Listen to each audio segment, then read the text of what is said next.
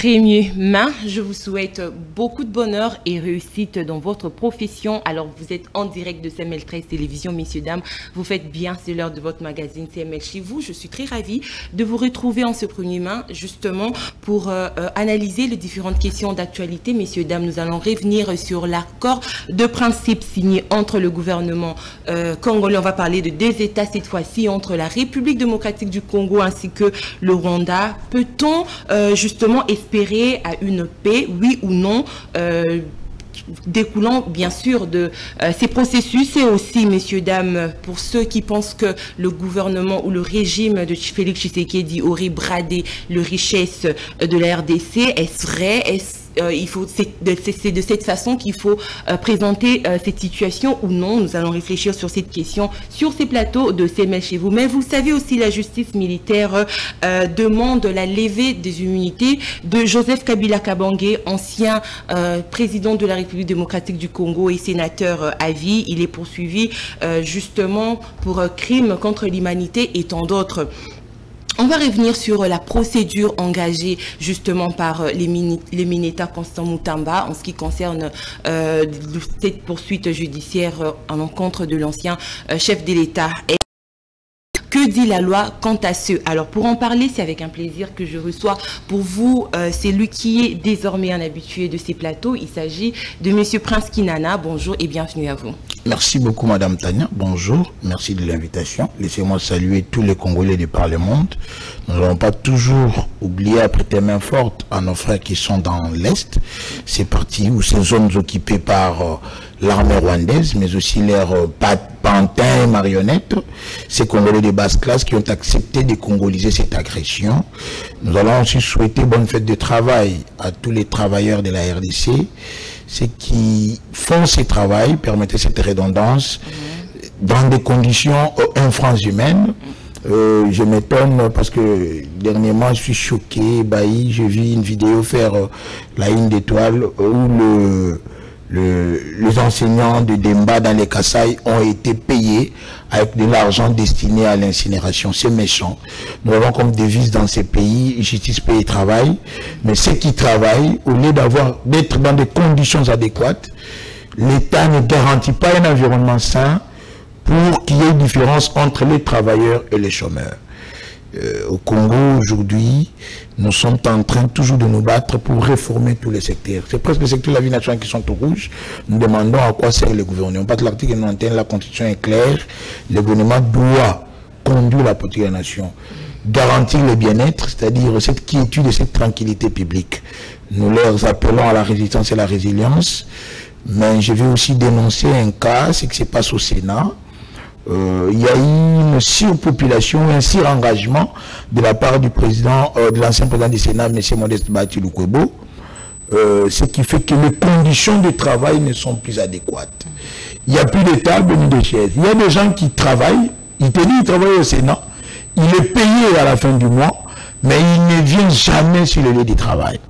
Parce qu'il n'y a pas de bureau, on a matriculé en désordre, un désordre bien engendré. Nous félicitons M. Jean-Pierre Liaou dans ses réformes qu'il engage à l'administration publique, mais il doit éviter de pouvoir créer la promiscuité entre le travail. Ça ne favorise pas le bon fonctionnement de ces institutions. Le bon fonctionnement de travail. Merci, M. Prince Kinana. Alors, tout à l'heure, vous avez parlé de clignotants qui sont au rouge. On va dire que finalement, le régime n'a rien donné de bon à sa population. Si les clignotants continuent d'être au rouge. Dans d'autres secteurs, oui, vous voyez, il y a eu cette bonne volonté politique. Je vais vous donner un exemple. Il y a eu une bonne volonté. Il y a eu une bonne volonté, c'est-à-dire une vision qui a été programmée. Ce qui a manqué, c'était peut-être un problème de casting, un problème de sanction. C'est un civisme dont nous décrions chaque jour. Je vais donner un cas de ce qui se passe au niveau de l'éducation nationale. Vous voyez qu'au début, on pouvait quand même louer ce qui s'était passé. Le chef de l'État qui a voulu matérialiser une disposition constitutionnelle. On a ramené près de 7 millions d'enfants sur les chemins de l'école. Nous avions repris la prise en charge de l'éducation nationale, combattant ainsi l'enseignement dans le privé. On devait passer de la quantité à la qualité. C'est-à-dire, nous avions ramené bon nombre des enfants à l'école. Et nous avions quand même arrangé les conditions de travail de ces anciens, de ces acteurs dans l'éducation. Le fait de fonction de l'école était revu à la hausse. Le salaire des enseignants était revu à la hausse. Il n'y avait plus de NP, il n'y avait plus de NU. On devait continuer avec cette vision. Mais après, maintenant, on constate que nous avions repris avec les mauvaises habitudes. Les parents ont recommencé à payer. Nous devons nous questionner sur la qualité de l'enseignement. Donc, l'État a relâché prise. Il y a des secteurs comme le secteur du transport. Nous sommes en train de tourner la vide. On a perdu des gens à cause de nos phrases en Bandaka. Près de 126 Congolais ont péri. Un secteur qui a marché alors, qui a donné des fruits. Un secteur qui a donné des fruits, qui donne des résultats escomptés depuis que nous sommes là. C'est le secteur des infrastructures. C'est le secteur des infrastructures. Avec Tshisekedi, nous comptons déjà près de 1000 universités construites. Ici à Kinshasa. Ici au Congo. Au Congo. Oui, à Kikwit, on venait de récemment. À Kinshasa. On commence d'abord par Kinshasa a toujours eu plusieurs bâtiments administratifs, dans l'université, hôpitaux et autres. Vous savez, il y a de ces coins-là, Madame Tena, où l'État n'était même pas représenté. Où il n'y avait même pas un policier. Il fallait que l'État y va. Avec le programme de 140, de développement de 145 territoires, c'était un programme salvateur, une bonne vision. Mais qui n'a pas porté des fruits. Qui a quand même porté des fruits, mais qui a manqué le suivi, qui a manqué l'encadrement, qui a manqué des sanctions, parce qu'il fallait sanctionner là où il y a eu des détournements et autres. Donc, ce secteur... C'est pas un projet qui était... estimé à une durée exacte. Est-ce que c'est un projet qui devrait commencer dès les premiers mandats du chef de l'État, Félix-Antoine Tshisekedi, jusqu'à la fin de son second mandat, ou on va dire la continuité de l'État avec un président qui allait venir? Lorsque le président de l'État parlait de réforme pour refonder cet État, cela ne pouvait pas être chiffré en termes d'années, parce que nous avons des problèmes qui datent de depuis 60 jusqu'à ces jours. Macron est venu nous rappeler que nous avions failli dans la sécurité, nous avions failli dans l'administration, mais moi j'ai toujours dit que l'État a toujours failli dans ses missions régaliennes. Nous sommes dans un État où la sécurité publique n'est jamais garantie depuis 60 jusqu'à ces jours. La tranquillité publique qui englobe le social des Congolais n'a jamais été garantie. La structure économique a toujours été déficitaire. Nous avons toujours une économie qui est tournée vers les mines, mais une économie extravertie qui ne dépend que de l'extérieur. C'est-à-dire que quand on parlait du développement des 145 territoires, on s'est basé sur le principe de subsidiarité, c'est-à-dire commencer le développement depuis à la base. Très bien. Donc cela ne pouvait pas être chiffré en termes d'années. Donc on devait, chez moi dans le Kasongolunda, à Panzi, à Bakukiama, trouver que l'État a construit un hôpital, qui est un centre de santé, une école. Le projet s'est matérialisé à 70% ou 60%? Je parlerai de 40%. 40%. Je vais parler de 40% parce que je manque des chiffres, mais je peux vous citer des écoles, des bâtiments administratifs, des universités construites. Très bien. Donc c'est déjà un pas et nous allons demander à ce qu'ils puissent continuer. Malheureusement, c'est que nous n'avons pas toujours ce goût de continuer le projet. Nous commençons toujours quelque chose pour nous laisser au milieu. C'est ça le mal du Congolais. On peut commencer un bon projet et puis nous nous décontentons de ce projet, tant salvateur soit-il. Mais il y a eu autant de projets, 145 territoires, Chili, Gélou, Zéro Trou. Finalement, ce sont des projets qui peinent toujours à... Qui n'ont toujours abouti qu'une souris même, malheureusement. Voilà pourquoi il doit y avoir des sanctions. En fait, la justice constitutionnelle doit être là pour nous éviter les abus.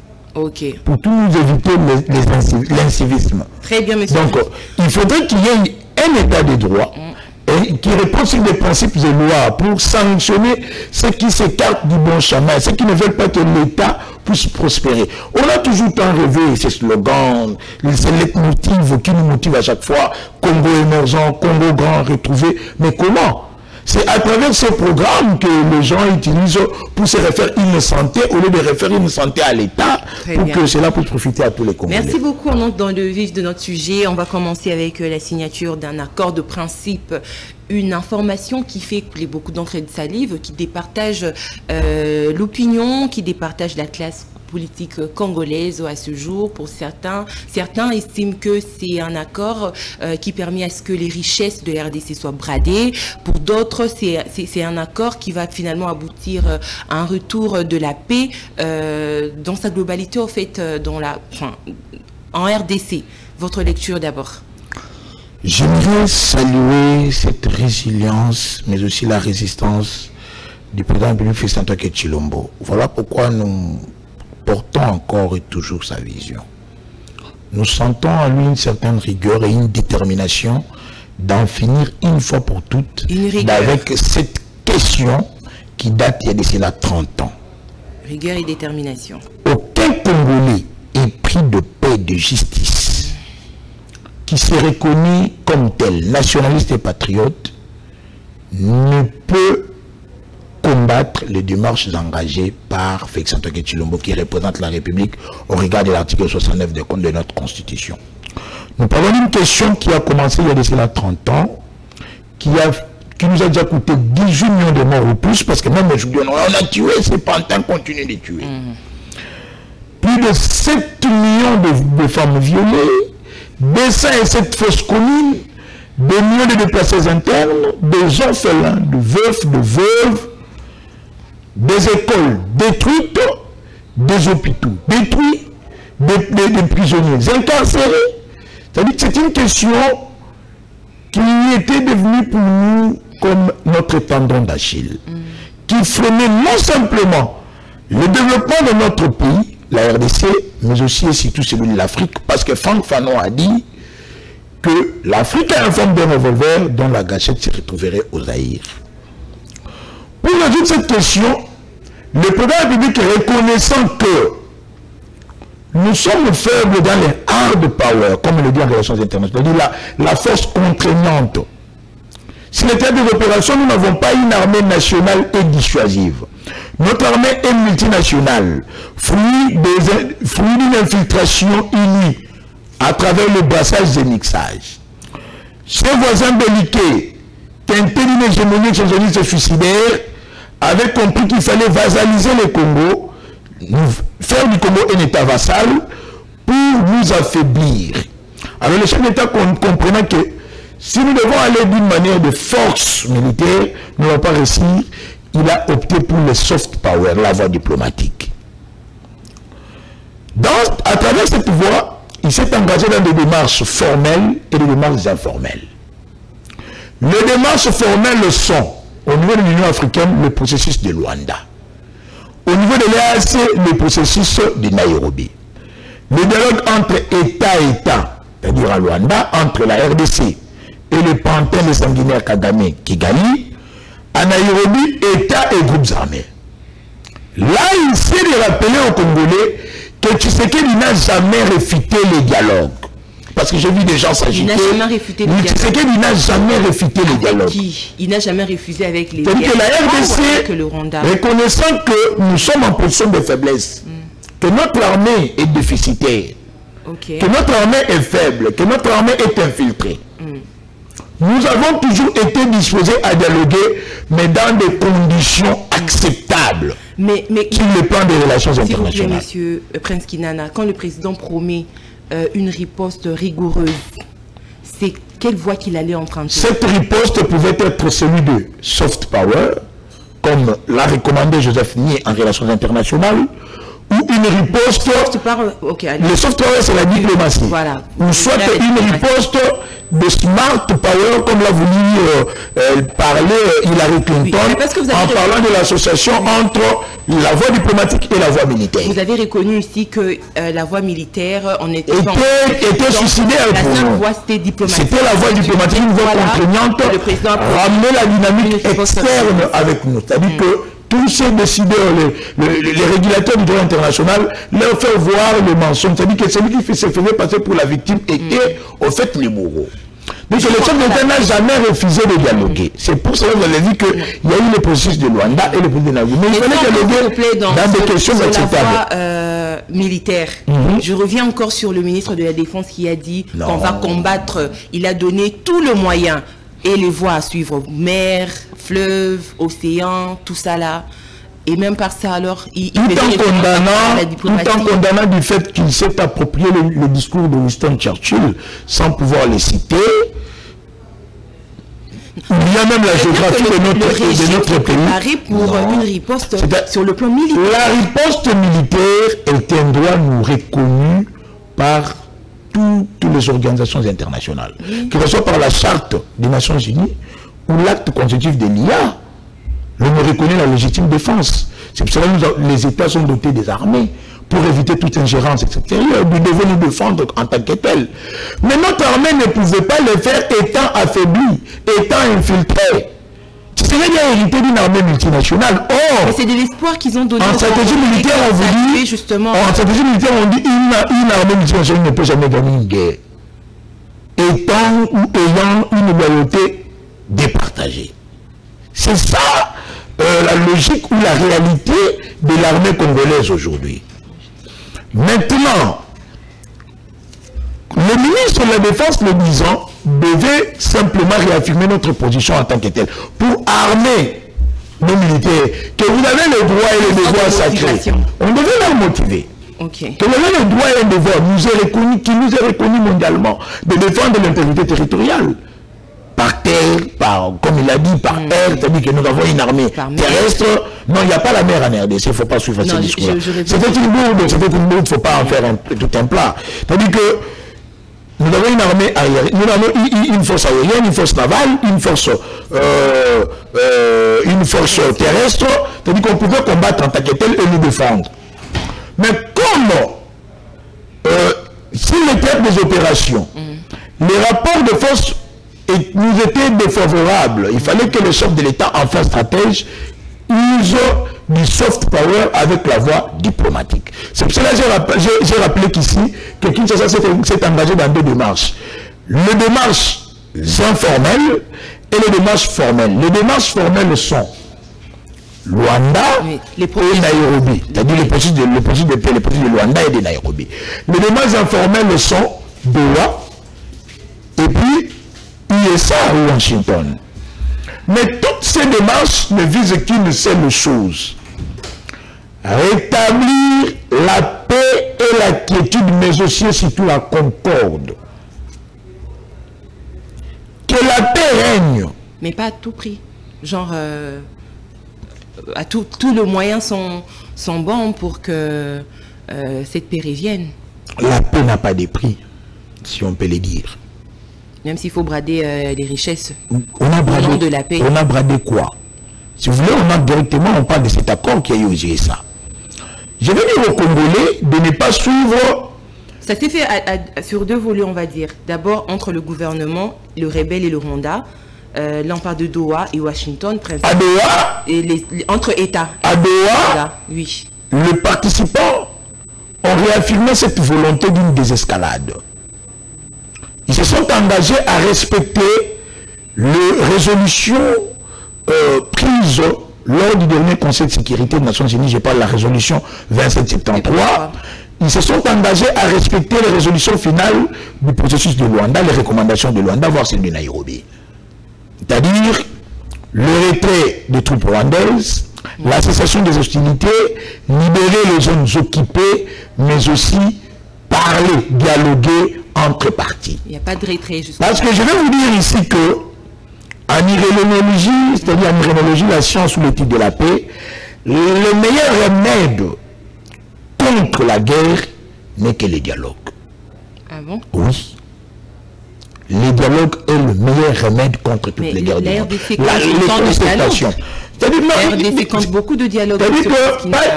Il faut dialoguer dans un sens acceptable. Pas de dialogue de raccourci qui n'avait que pour but où la RDC allait négocier en position de faiblesse. Et là, la RDC, la position a changé. C'est en position. Non, c'est-à-dire que cette ambivalence nous place, rééquilibre au moins les positions de force.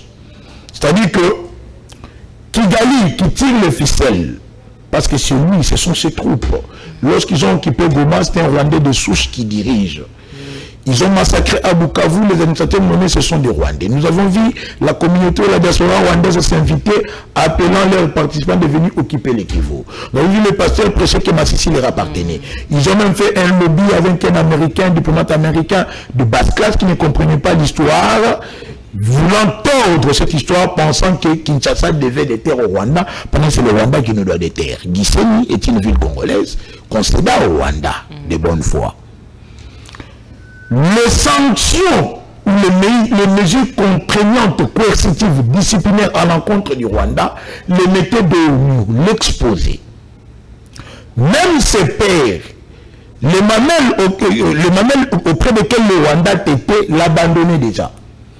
Kagame ou Kigali devenait orphelin, privé de tous ses partenaires, tant traditionnels que autres. L'Angleterre a sanctionné Kigali, la Belgique a rompu les relations diplomatiques, les USA ont tenu, la Suisse, le Conseil de sécurité, l'Allemagne, c'est presque tous les régulateurs du droit international qui en avaient marre avec le Rwanda.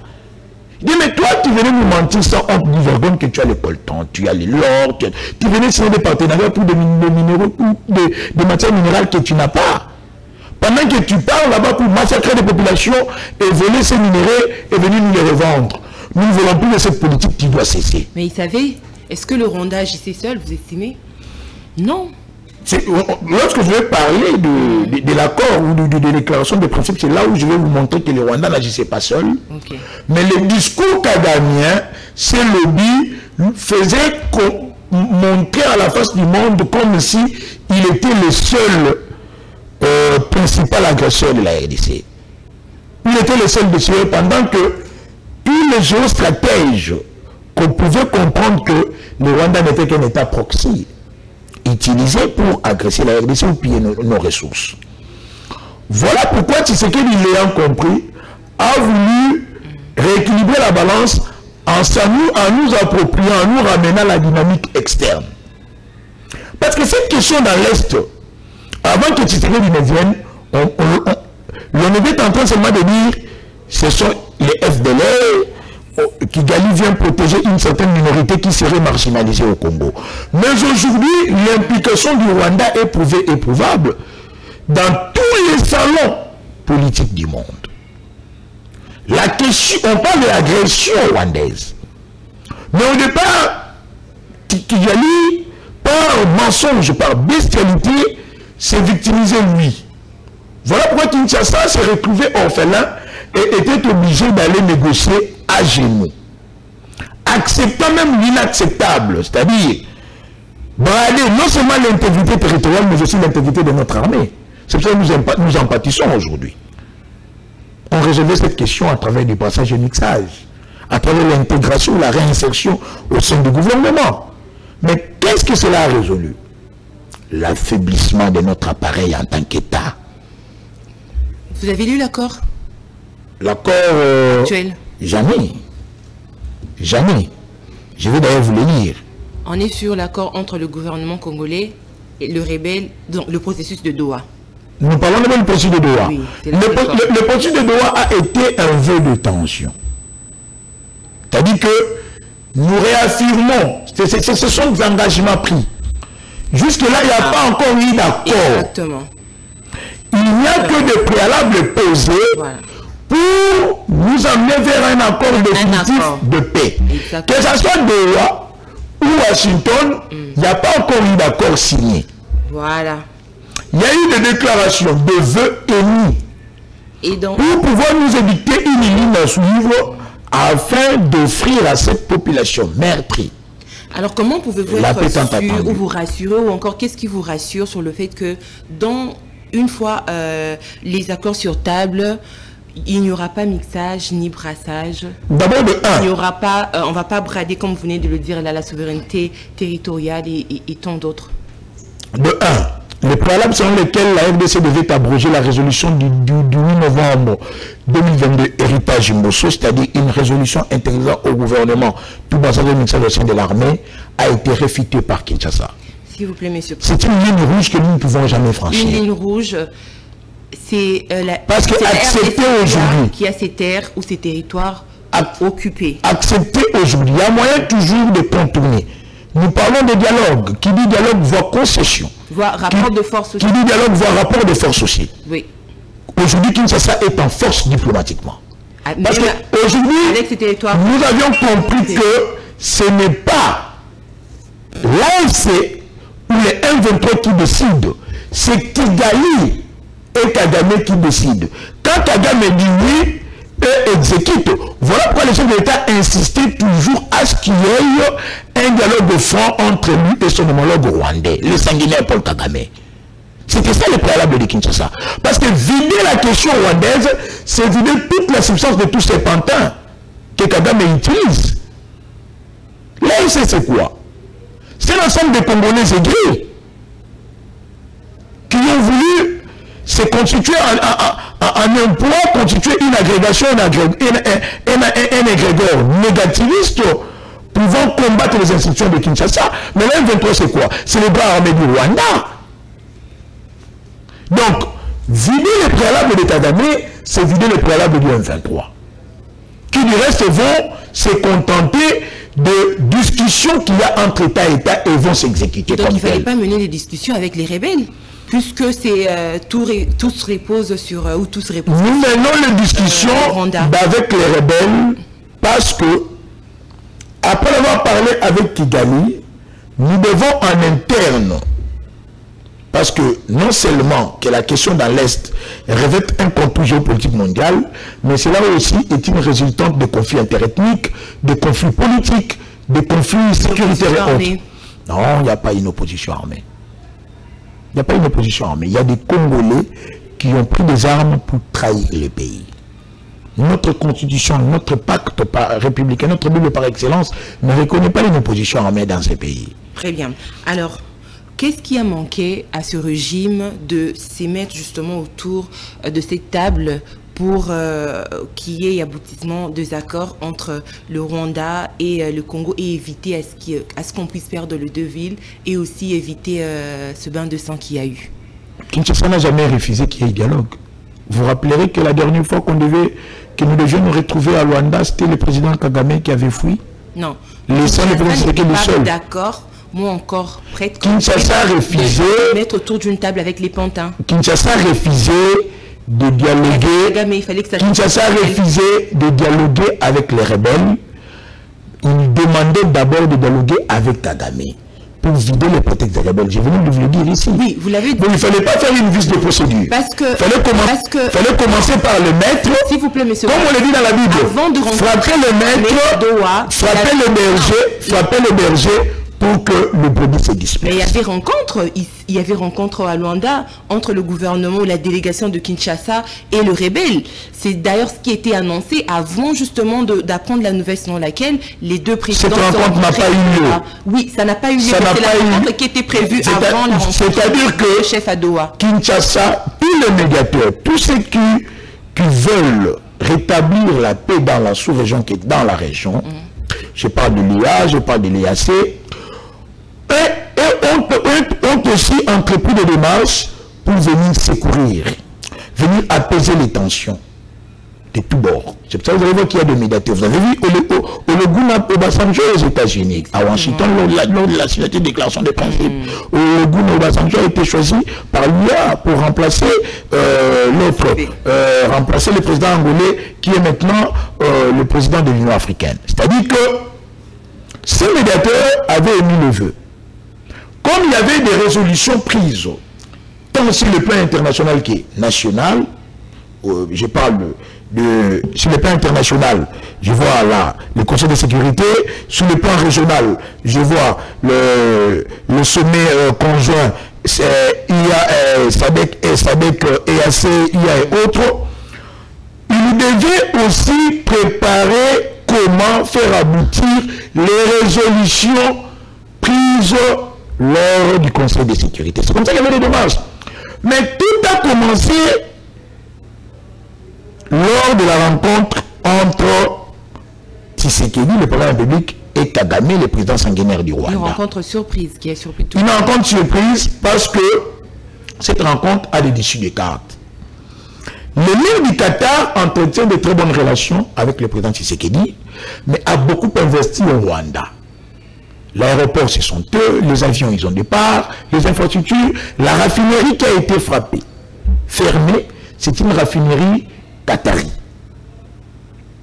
C'est-à-dire que ce sont les Qataris qui ont investi là-bas. Les sanctions tant diplomatiques et économiques ne frappaient pas non seulement le Rwanda, mais aussi tous ceux qui ont investi au Rwanda. C'est alors que l'émir du Qatar s'était proposé... Pour ses intérêts, alors on va dire. Non, pas simplement pour ses intérêts, mais aussi pour les intérêts de tous. En relation internationale, c'est toujours les intérêts qui priment. d'abord ses intérêts à lui qui étaient menacés, mais aussi soucié de voir la région pacifiée pour pouvoir permettre toutes les coopérations, pas économiques, bilatérales, diplomatiques et autres que politiques. Il s'est proposé un médiateur. Cela constitue une démarche informelle, parce que ça ne vient ni dans le cadre du processus de Luanda, c'est-à-dire de l'IA, ni de l'EAC, ni une recommandation, ni n'a été choisi ni par le Conseil de sécurité. Il s'est proposé en tant qu'un pays ami. Et tout le monde a salué cette démarche, parce qu'il avait réuni les deux chefs d'État pour pouvoir vider leur coupe. Lorsque Kagame a compris que seule la voie du dialogue pouvait lui épargner le pire qui arriverait, parce que vous avez vu les banques fermer les portes au Rwanda, il a accepté et a intimé l'ordre d'ancien Pantin de s'exécuter. C'est alors que ces pantins ont commencé à poser des préalables que Kinshasa a réfuté, à balayer des revers de main. Mais pourquoi il n'est pas retrait de ses troupes? C'est-à-dire qu'il est autant coincé. Je pense que ses troupes ne se retirent pas aussi vite que ça aussi de South Congo. Mais il veut d'abord se rassurer de l'aboutissement. Pourquoi il agresse la RDC? Il a un but poursuivi. La guerre n'est pas seulement un art, c'est une science mais aussi une philosophie. En tant que philosophie, toute guerre a une finalité, a un but poursuivi. Kagame agresse la RDC pour pouvoir, s'imposer en tant que tel. Il a toujours voulu avoir ses pions dans l'administration congolaise, dans ses institutions et autres, dans l'armée, mais aussi piller les minéraux. Mais il ne va pas seulement se retirer pour plaire à Kinshasa, parce que Tshisekedi est beau. Non, parce que Kinshasa... Il veut se retirer tout en ayant une issue favorable aussi pour lui. Ça peut être aussi une obligation pour Kinshasa, ça veut dire... c'est de cette façon-là que Kinshasa peut peser pour dire que... parce que Kagame est cloué, alors nous exigeons qu'il y ait retrait de tes troupes avant qu'on avance dans ces accords. Gagnant-gagnant.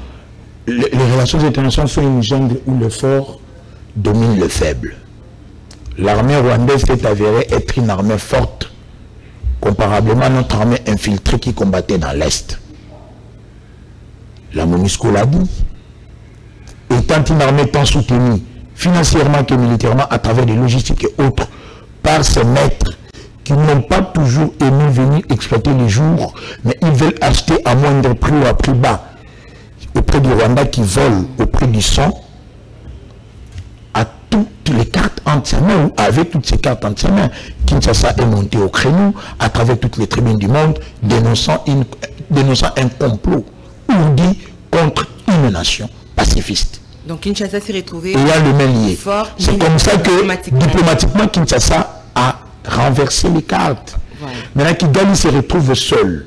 Si vous voulez, on vit cette question de Washington. Qu'est-ce qui s'est passé à Washington? Là, les Congolais vont mieux comprendre. Allez-y.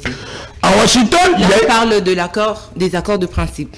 Nous parlons d'une déclaration de déclaration de principe, voilà. Donc, il faut bien distinguer le nom. Il n'y a pas eu accord, il n'y a pas eu traité, il n'y a pas eu convention, il y a eu une déclaration que nous pouvons appeler avant-projet d'un accord. Je dis, ce sont des préalables pour aboutir prévus pour aboutir à un accord définitif. Exactement. Allez-y. En fait, c'était Mobutu qui avait vu juste. Je vais expliquez-vous. Je vais essayer un peu de rappeler l'histoire. Mobutu, connaissant que nos voisins ont un problème du sol et du sous-sol, pour éviter qu'ils deviennent des voisins belliqueux, que demain qu'ils développent une hégémonie expansionniste, une ingérence venant voler les minéraux tout en nous agressant, ils ont créé le 20 septembre 1976, lui, le président du Burundi et celui du Rwanda à l'époque, Habyarimana, ce que nous appelons la communauté économique des pays des Grands Lacs, CEPGL, le 20 septembre 1976, qui avait pour objectif, cette CEPGL avait pour objectif l'intégration économique régionale entre ces quatre pays. permettre à ce qu'il y ait libre circulation des personnes, des biens, des capitaux, la sécurité régionale, le financement d'institutions communes dans le domaine des finances, de la recherche et de l'énergie. C'est comme ça que vous voyez que si vous allez dans le nord Kivu, dans la rivière Ruzizi, il y a le barrage Ruzizi 2, géré par la Sinelac. C'est un barrage hydroélectrique de la CEPGL qui électrifie Kinshasa, c'est-à-dire la RDC, Kigali et le Burundi. C'est un intérêt commun. Intérêt commun. C'est-à-dire ce sont des objectifs communs poursuivis. Mobutu avait compris qu'on devait permettre à nos voisins que nous puissions contrôler la sous-région pour qu'il y ait paix et sécurité. Lorsque vous avez un mangué chez vous, si vous ne voulez pas que les enfants du voisin viennent nous voler la nuit, invitez-les de venir aussi se servir la journée. C'est une base de bonne coopération entre voisins. J'ai voulu établir les cadres. Lorsque Kabila arrive, il veut terminer avec la question de la guerre, il se prend pour parrain diplomatique, Louis Michel. En 2004, Louis Michel recommande à Kabila de lancer la CEPGL. Parce que lorsqu'il y a eu une crise burundaise, le génocide de Tutsi au Rwanda, cette crise a plongé la CEPGL, la suspendant d'ailleurs. La CEPGL ne fonctionnait plus. C'est comme ça qu'en 2004, Louis Michel invite au palais d'Edmond le ministre des Affaires étrangères du Rwanda, le ministre des Affaires étrangères du Burundi et celui de la RDC. C'est-à-dire que la coopération, le vivre ensemble, la cohésion entre ces pays de la sous-région peuvent nous éviter, ces yeux doux haineux, enviés. Vous êtes en train de parler de la souveraineté économique. Je parle de la souveraineté économique, de la coopération économique et autres. C'est-à-dire qu'on devait permettre, dans le cadre de coopération, qu'il y ait des coopérations les jours. Pour que, si vous voulez que le Rwanda ne vienne pas voler, d'une manière polémologique, si nous devons comprendre cette guerre, pourquoi le Rwanda nous agresse? Parce que c'est un État parasitaire. Le Rwanda vit au dépend des minéraux de la RDC.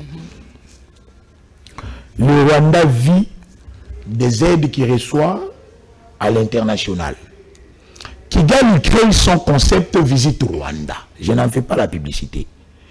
Il demande à Kinshasa, c'était sous Kabila, je crois sous Fati, de permettre que ces touristes viennent aussi visiter le parc Virunga. Parce qu'ils n'ont rien à visiter au Rwanda. Est-ce que vous comprenez? Dans ce cadre, Kinshasa pouvait signer des accords dans le cadre économique. Lorsque vos touristes viennent, ils peuvent aussi venir visiter nos parcs, nous départageons les recettes. C'est comme ça que Kagame avait même proposé de construire 300 maisons à Goma. Là, je suis dans l'histoire. Rentrons maintenant aux USA. Aux USA... Avant de rentrer aux USA, parce que vous êtes dans l'histoire, il faudrait aussi rajouter la partie où il y a eu justement partenariat entre la RDC et le Rwanda sous le président Félix Tshisekedi. Les partenariats économiques gagnant-gagnant. Donc, s'il faut parler de, s'il faut revenir sur cette, sur la souveraineté économique, on va dire que sous Fachi a essayé de le faire. Fachi a essayé de le faire comme Mobutu aussi le faisait, le fit à son époque. Parce que vous avez commencé par dire que Mobutu avait raison. Mobutu avait raison, c'est que Mobutu avait compris d'agir de la sorte en créant la CEPGL. Fachi vient avec le partenariat gagnant-gagnant, mais qui n'avait pas encore vidé la question rwandaise. Quelle était cette question? Kigali avait contracté des accords de partenariat pour livrer des minéraux qu'il n'avait pas chez lui. Il signe avec le Qatar, il signe avec l'Angleterre, il signe avec l'Allemagne, il signe avec l'Union européenne, il signe avec la Belgique, il signe avec des pays pour pouvoir fournir des minéraux qu'il n'a pas ou qu'il n'avait pas, qu'il n'a jamais eu. L'unique source, l'unique manière pour lui d'avoir accès à ces minéraux, c'était de venir les voler. Kinshasa, avant de signer tout accord avec le Rwanda, devait d'abord commencer par revisiter ses partenariats.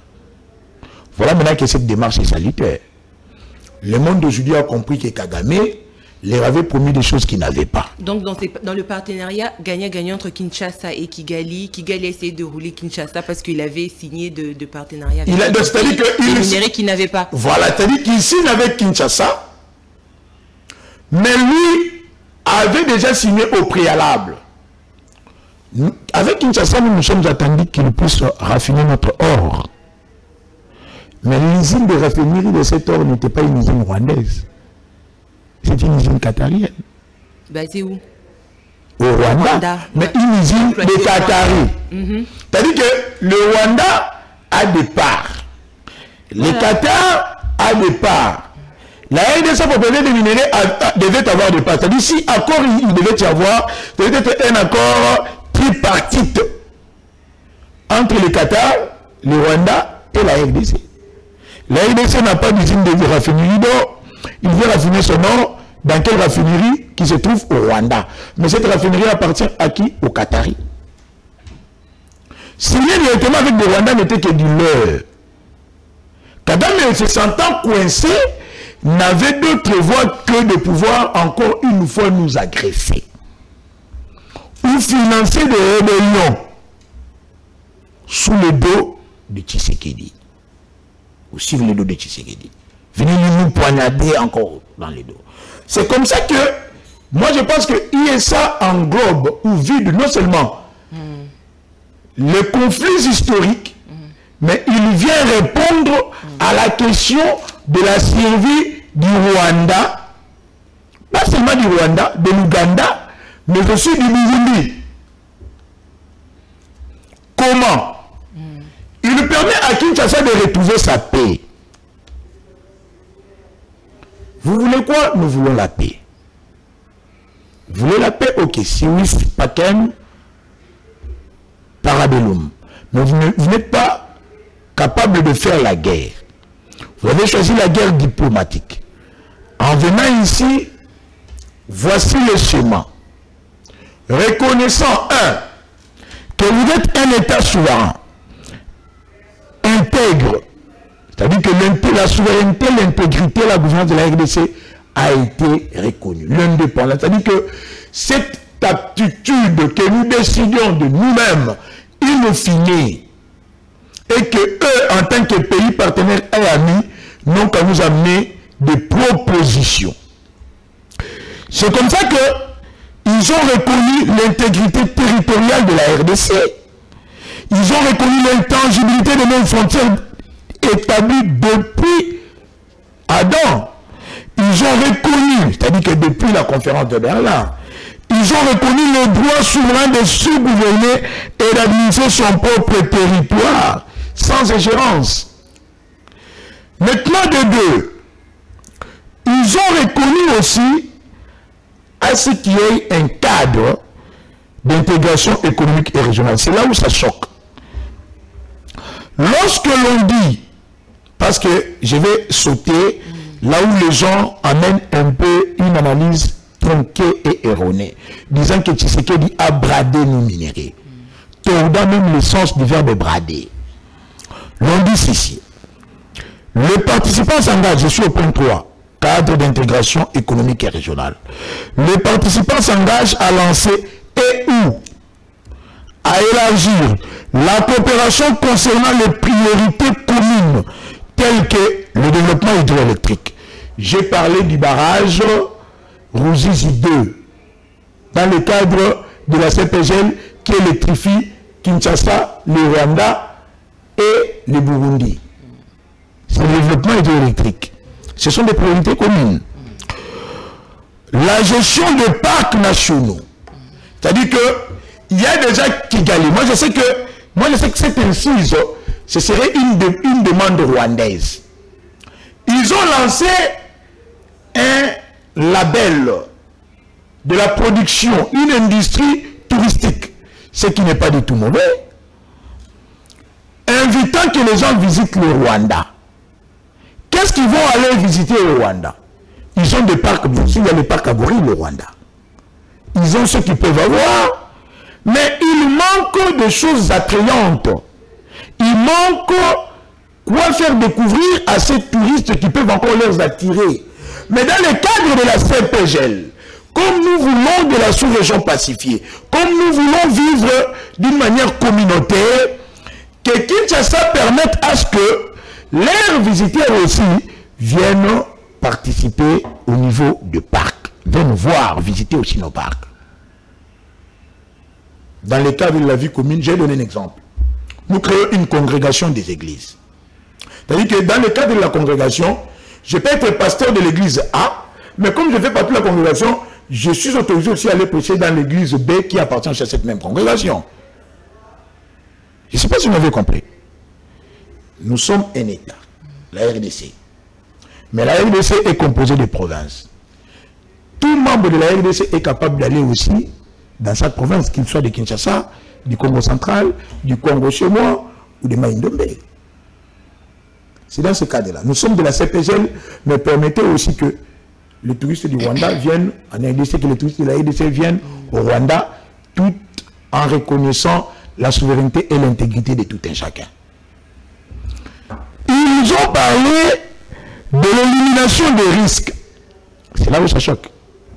L'élimination des risques sur les chaînes d'approvisionnement des minerais et des chaînes de valeur transparentes, formalisées et illicites de bout en bout dans le domaine minier, des mines aux métaux transformés qui rassemblent les deux pays en partenariat avec les autorités et les universitaires des États-Unis.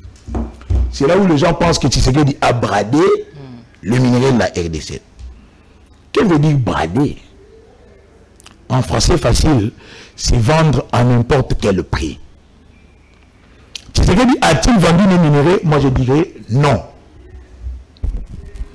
Tshisekedi a compris et nous a évité ce qu'on dit en latin aller à Japes. C'est-à-dire que les sorts sans hésiter, que les sorts se jettent la question de la RDC, qui est une tournure. Pourquoi on fait la guerre?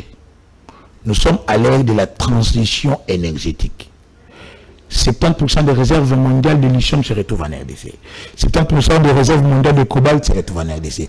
Nous avons le pyrochlore à Kissy, là où il y avait eu massacre, avec lesquels on peut fabriquer des fusées, des avions de chasse, des obus et autres. Nous sommes faibles militairement. Les États ont formé des armées pour pouvoir défendre toute ingérence extérieure. Mais la nôtre n'est pas capable de nous défendre. Mais il y a un voisin belliqueux qui n'a rien, qui ne doit vivre que ou deux pans comme un amibe. Que devons-nous faire? Créons des conditions favorables pour qu'il ne puisse pas s'enquister. Lorsque les conditions deviennent défavorables, l'amibe s'enquiste. Mais si les conditions sont favorables, nous pouvons tuer l'amibe. Le Rwanda, qui vit au départ de nos minéraux, ces multinationales qui veulent à chaque fois venir exploiter chez nous, mais pas le jour, la nuit, ont décidé qu'ils viennent exploiter le jour. Alors nous devons éliminer les risques. C'est clair. L'élimination des risques, qu'il n'y ait plus insécurité, qu'il n'y ait plus mouvement insurrectionnel, qu'il n'y ait plus rébellion, parce que en polémologie, aucune rébellion n'a lieu sans base arrière d'un pays voisin. Alors si nous sommes en paix avec nos pays voisins, aucune rébellion, interne soit-elle, ne peut aboutir n'ayant pas de base arrière. Voilà pourquoi, Rwanda, vous avez des raffineries? Oui. USA, vous voulez exploiter les minéraux? Oui. Avec quel type d'investisseurs, privés ou publics, ils vont les déterminer lors de l'accord de paix définitif. Comment est-ce que nous allons faire? D'abord, les USA, ensemble avec nous et l'Angola, sommes d'accord pour un corridor. Maintenant, les USA veulent permettre à ce que le Rwanda aussi veut qu'il profite des minéraux de la RDC, mais pas gratis. Il doit investir. Il a investi comment? En permettant que la RDC soit stable économiquement, c'est-à-dire en amenant de l'eau au moulin avec de l'argent de même que la RDC soit aussi stable militairement en évitant d'armer nos ennemis. C'est ce qu'on appelle élimination de risques.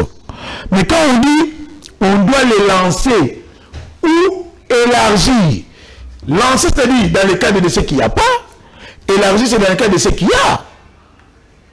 Qu'est-ce qu'il y a? La CPGL, qu'est-ce qu'il y a? La COMESA, qu'est-ce qu'il y a? L'EAC, qu'est-ce qu'il y a? l'ISA, l'IA, qu'est-ce qu'il y a? La CAC. Toutes ces organisations, tant régionales que sous-régionales, ne visent que le développement des États, de coopération économique, diplomatique et militaire. Tshisekedi n'a pas bradé nos minéraux. Tshisekedi a utilisé ces mêmes minéraux pour lesquels on tue les Congolais pour pacifier et vider cette question une fois pour toutes. Un partenariat, on pourra dire, ultra stratégique avec le USA.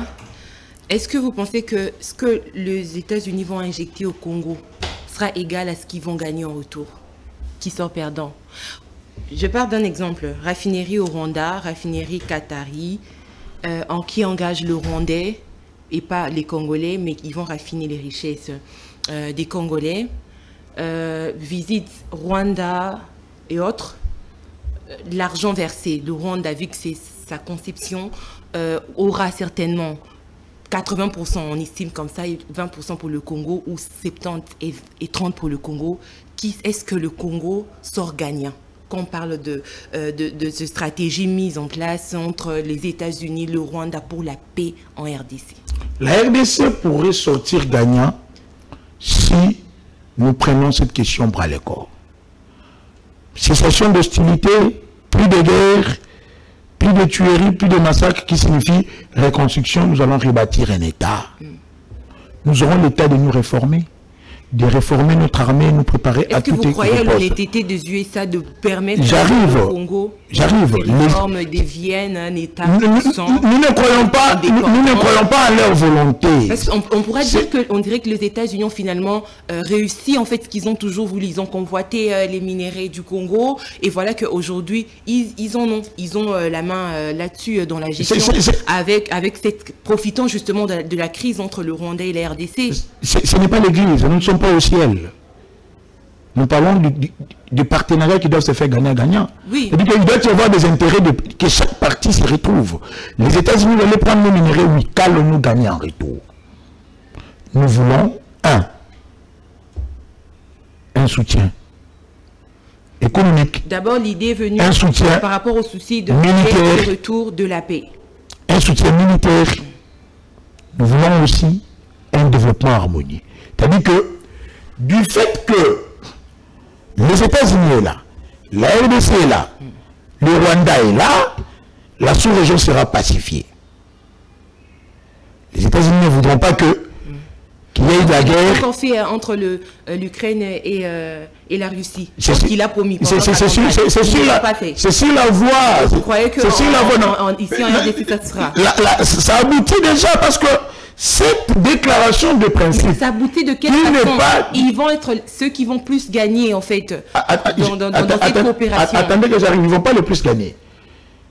Cette déclaration de principe, j'ai dit, est un avant-projet d'accord. Il vient faire les lits, il vient jeter les bases. C'est un fondement ferme sur lequel doivent reposer toutes les recommandations, je veux, des Congolais et Congolaises épris de paix et de justice. C'est-à-dire que nous n'allons pas leur donner nos minéraux gratis, j'insiste. Ils veulent nos minéraux, que ce soit les États-Unis, le Rwanda ou tous les pays du monde qui veulent nos minéraux, ils n'ont qu'à venir le jour signer un partenariat avec nous. Vous voulez nos minéraux? Ok, d'accord. Vous, Rwanda, vous voulez exploiter chez nous? Ok, d'accord. Vous avez une raffinerie? D'accord. Vous allez exploiter... Engager le Rwandais.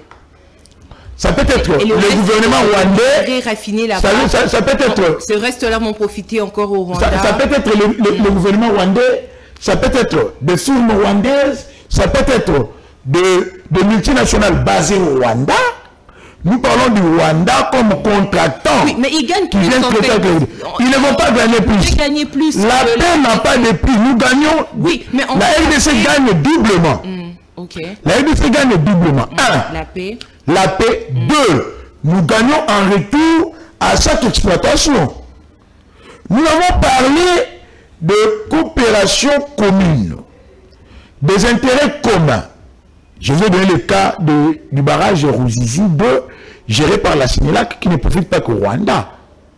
Ça profite aussi à la RDC et au Burundi. Ils ne vont pas venir prendre nos minéraux gratis. Vous exploitez, il y a un droit que vous devez déverser au gouvernement congolais. Les États-Unis exploitent, il y a un droit qui déverse au gouvernement congolais. C'est comme ça qu'ils ont parlé de l'élimination des risques sur la chaîne d'approvisionnement. De l'exploitation aux métaux transformés. C'est-à-dire que jusqu'à ce que ça arrive comme ça, c'est un métal transformé. On pousse le coltan jusqu'à ce que ça devienne comme ça. C'est-à-dire qu'il faut qu'il y ait un garantissement qu'il n'y ait pas de guerre. On veut faire taire les armes pour que les stylos et l'argent puissent fonctionner et prendre place pour l'émergence de tous les États. Merci, M. Prince Kinana. Finalement, ne pensez-vous pas que le retour de la paix tant voulue, cette paix durable, ne sera que par le moyen, on va dire, militaire? Militaire, non. Militaire, non. Parce que, déjà, la RDC a toujours eu un problème, et ce problème, c'était le Rwanda. Vu que c'est une équation résolue, nous devons nous dire que... Une équation résolue, je ne vais pas revenir en arrière, mais on vient de l'évoquer ici, qu'il y a eu partenariat déjà entre le Rwanda et le Congo sous Félix Tshisekedi. Ce partenariat gagnant-gagnant économique qui n'a pas... C'est un partenariat... Comment ça s'est passé? Vous l'avez dit, vous avez exposé là-dessus. C'est un partenariat qui n'a pas été d'une sincérité de la part du Rwanda. Je vous ai montré que le Rwanda... Mais oui, parce que c'est... Pas seulement les États-Unis. Pas seulement les États-Unis. Le monde est au courant que le Rwanda n'a pas de coltan. Mais le monde était au courant également quand il y a eu le partenariat entre la RDC et le Rwanda. Non, pas tout le monde. Pas tout le monde. Lorsqu'ils étaient en train de proclamer le Rwanda sans honte ni vergogne, premier producteur mondial du coltan. Ils savaient que c'était du coltan pris au Congo? Ah bon? Pas à ce que moi je sache. Parce qu'ils savaient que c'était du coltan pris au Congo, les voix avaient déjà s'élever. Il a fallu que les Congolais se lèvent. L'hypocrisie internationale. Voilà. Il fallait que le monde se lève. Parce qu'il y avait qu'une seule voix qui parlait, qui résonnait, qui retentissait, celle du Rwanda. Lorsque la voix du Congo est arrivée, la voix de la vérité, le monde a compris. Même les Qatars a compris.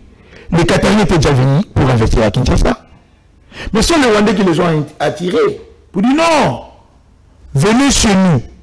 Là-bas, chez eux, il y a l'instabilité sécuritaire. Sans qu'à ce qu'ils disent que cette instabilité est causée par eux. Kinshasa a montré à la face du monde que vous pouvez investir chez nous tout en nous aidant à pacifier la région. Comment? Le monde a demandé comment. Investissement sincère. Ah, investissement sincère. Ils leur ont dit, on ne fera pas le Rwanda.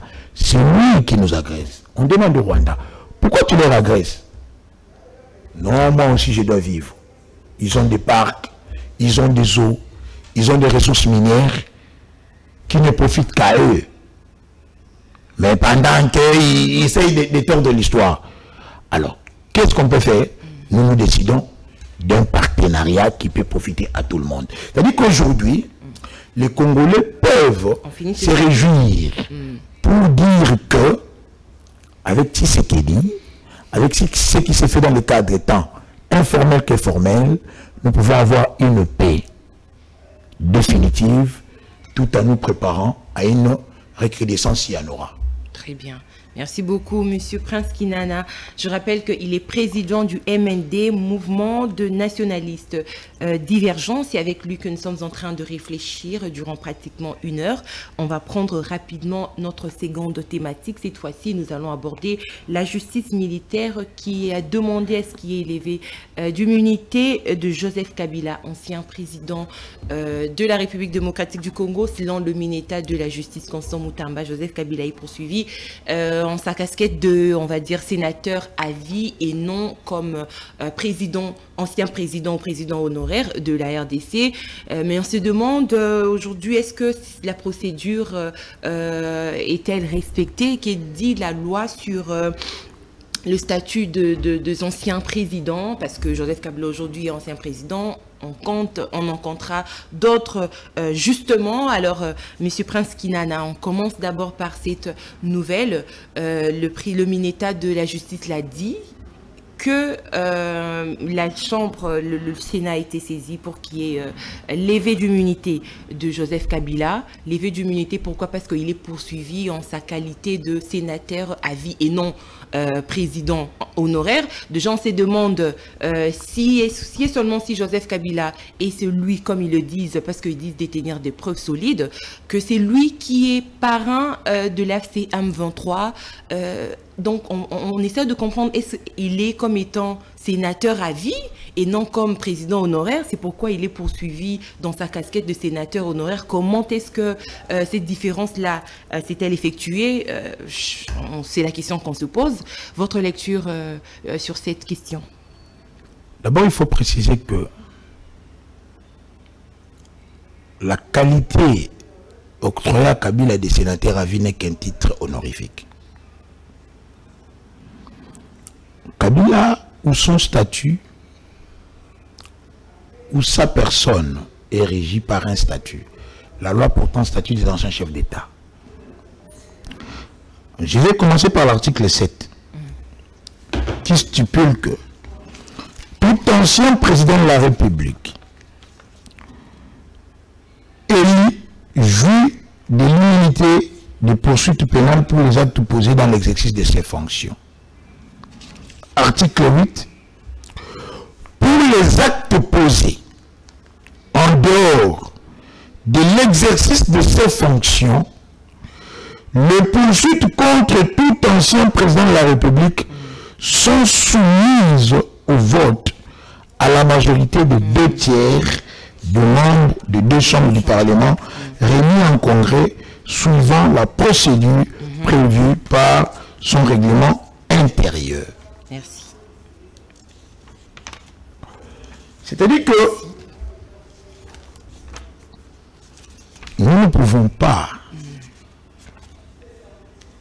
instaurer un État qui viole ses propres lois et principes.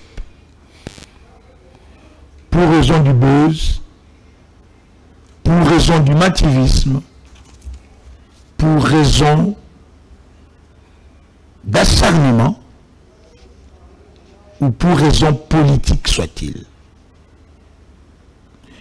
Quel que soit ce que Kabila a pu faire, je n'ai pas en ma possession toutes les données parce que ce n'est pas aussi mis à la disposition de la population pour autoriser que Kabila soit poursuivi en tant qu'ancien président de la République. Il faut qu'il y ait congrès et que les 2/3 de notre Parlement l'autorisent.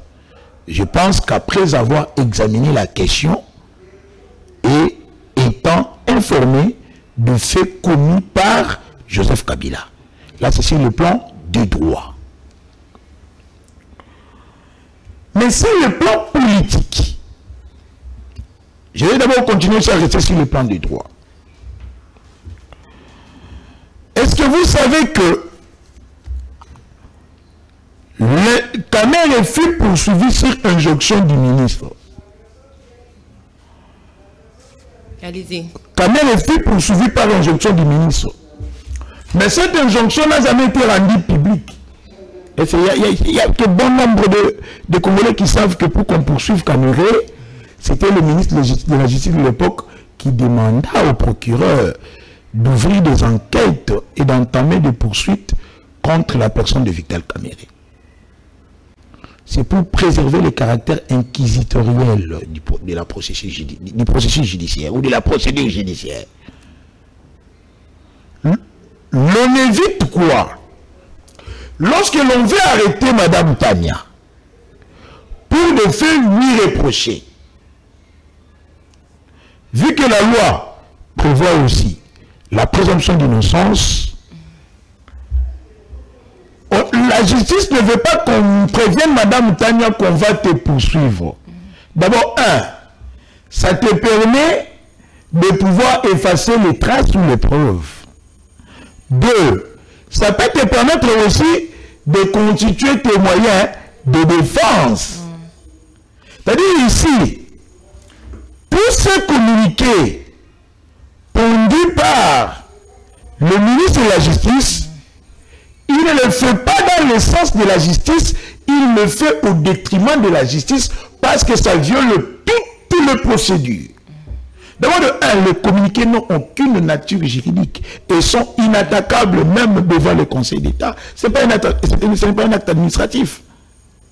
De 2, ces communiqués ne sont jamais signés. On dit seulement les cabinets. Dans un cabinet, il y a le personnel politique, il y a le personnel d'appoint et le personnel, les personnels domestiques. Mais qui signe ce communiqué? C'est les cabinets.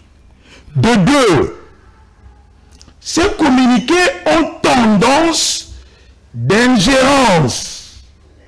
Ça vient détruire l'autosaisine du procureur garantie par les textes et lois qui régissent la législation ou la procédure judiciaire dans notre pays. Donc, depuis que M. Moutamba est devenu ministre de la Justice, le procureur et les magistrats sont devenus ses enfants de course. À moins de problèmes, injonction. À moins de problèmes, injonction. À moins de problèmes, injonction. Quid aussi l'indépendance judiciaire? Donc ici, l'autosaisine n'existe plus. Nonobstant cela, il y a le caractère secret de cette procédure d'injonction pour ne pas violer la procédure inquisitorielle. Je vous ai dit ici que l'on évite que celui qu'on veut poursuivre ne puisse effacer des traces. En fait, Moutamba joue contre les régimes.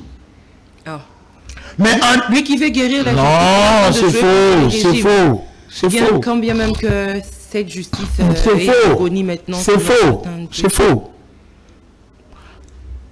Son cheval de bataille, guérir la justice. En disant tout haut et en médiatisant cela pour raison du mativisme qu'on veut poursuivre Kabila, nous alertons tout le monde sur les intentions du régime à vouloir appréhender M. Kabila, quel que soit le mal qu'il aurait commis. Pendant que nous plaidons pour la paix, la cohésion et la solidarité, la concorde, pardon. C'est-à-dire que le vivre ensemble. C'est-à-dire que le régime se ferait le saut et le froid au même moment. Vous voulez d'une chose et de son contraire. Vous voulez la cohésion nationale, vous voulez la paix, vous voulez qu'il y ait que les Congolais se constituent en une agrégation pour combattre l'agresseur. Mais pourquoi vous voulez poursuivre Kabila? C'est-à-dire que ce sont des choses qu'on pouvait faire d'une manière, on pouvait les faire en sourdine, pas en tambour battant. Donc, les poursuites lancées, si c'est déjà fait, contre Kabila, c'est en toute violation de la législation congolaise.